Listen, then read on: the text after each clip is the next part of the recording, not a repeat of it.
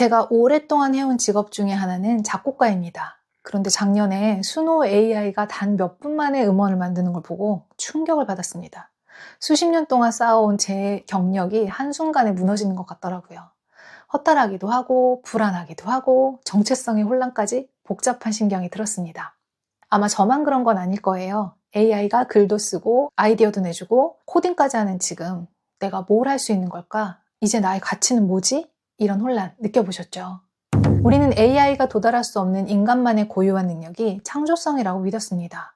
그런데 창조성이 도대체 무엇인지, 어떻게 키워야 하는지 아는 사람은 거의 없죠. 심지어 창조성이라는 단어조차 낯설지 않나요? 도대체 창조성이 뭘까요? 정말로 인간은 AI에게 창조성조차 뺏긴 걸까요? 철학가 마가릿 보데는 창조성을 역사적 창조성과 개인적 창조성 두 가지로 나누어서 설명합니다.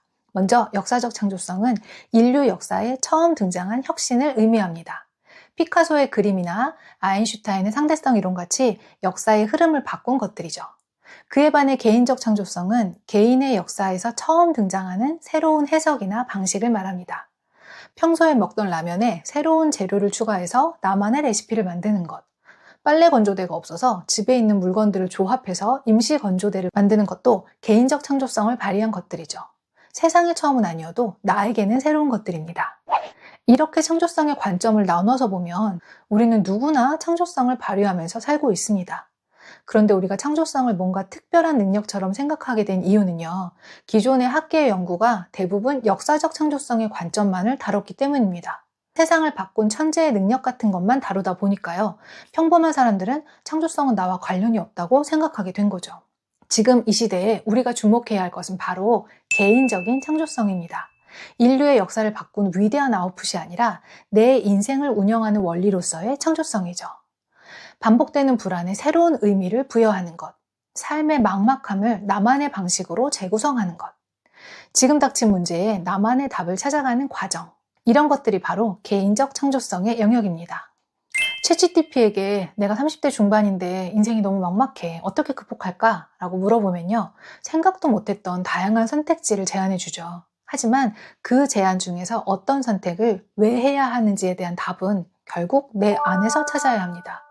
또 챗GPT에게 자기소개서를 써달라고 하면 내용은 너무 완벽한데 정작 나라는 사람은 잘 보이지 않죠.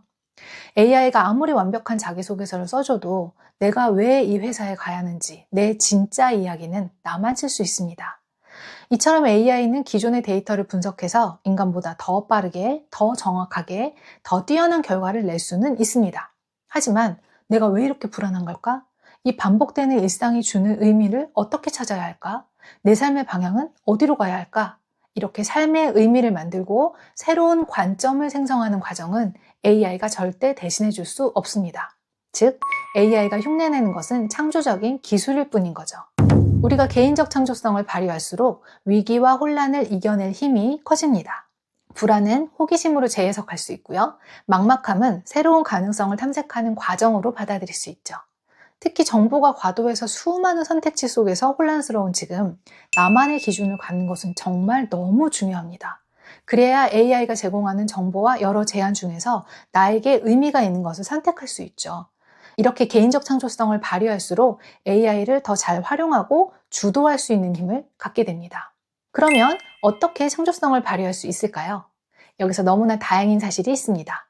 창조성은 새로 배워야 하는 특별한 기술이 아니라 태어날 때부터 누구나 자연스럽게 갖고 있는 인간의 본성에 가깝다는 거죠.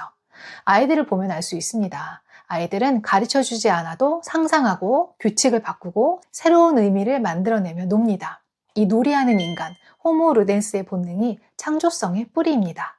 그런데 어른이 되면서 해야만 하는 것들이 많아지고 제한된 틀에 자꾸 갇히면서 이 놀이 본능을 많이 잃어버렸죠. 그래도 본능이니까 다시 깨우는 건 어렵지 않습니다. 답이 없어 보여도 새로운 가능성을 떠올려 보기. 꼭 해야만 한다고 생각하는 생각의 틀을 살짝만 비틀어 보기. 나의 일이나 상황에 새로운 의미를 부여해 보기.